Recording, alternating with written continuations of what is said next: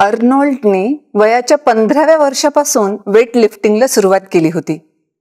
वयाच्या 20व्या वर्षी mister universe ते झालेले होते आणि 7 वेळा मिस्टर ऑलिम्पिया होण्याचं सुद्धा कर्तृत्व त्यांनी गाजवलेलं होतं.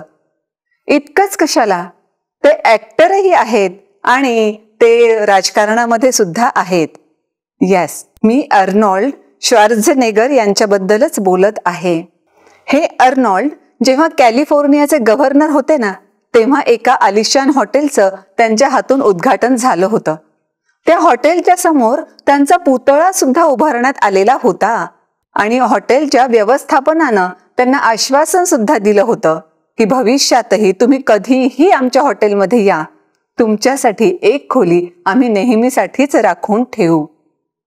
कालांतरानं जेव्हा अर्नोल्ड गव्हर्नर पदावर नव्हते, तेव्हा एकदा त्या हॉटेलमध्ये गेले आणि आठवण करून दिली त्यांनी की त्यांच्यासाठी एक रूम नेहमीप्रमाणे बुक आहे का. तेव्हा त्या व्यवस्थापनानं सांगितलं, नाही, तुमच्यासाठी एकही रूम बुक नाही आणि सगळ्या रूम ऑलरेडी फुल झालेल्या आहेत. तेव्हा यांनी काय करावं? त्यांनी त्या हॉटेलच्या दारामध्ये असणारा आपला पुतळा बघितला, एक कव्हर घेतलं, पुतळ्याच्या समोर ते कव्हर अंथरलं आणि त्याच्यावरच ते झोपी गेले.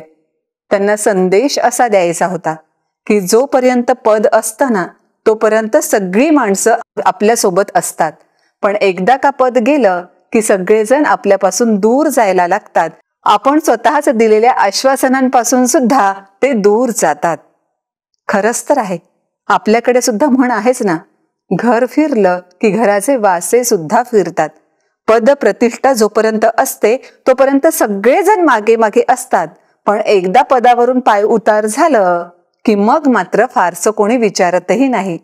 म्हणून तर म्हणतात ना, धनसंपत्ती असो, पद प्रतिष्ठा असो, या सगळ्या गोष्टींपेक्षा सुद्धा महत्वाचं असतं आपण काय कर्म केलेलं आहे ते. म्हणूनच सुस्वभावी असणं आणि इतरांना मदत करणारा स्वभाव आपल्यामध्ये बाणवणं हीच तर महत्वाची गोष्ट असते. थँक्यू.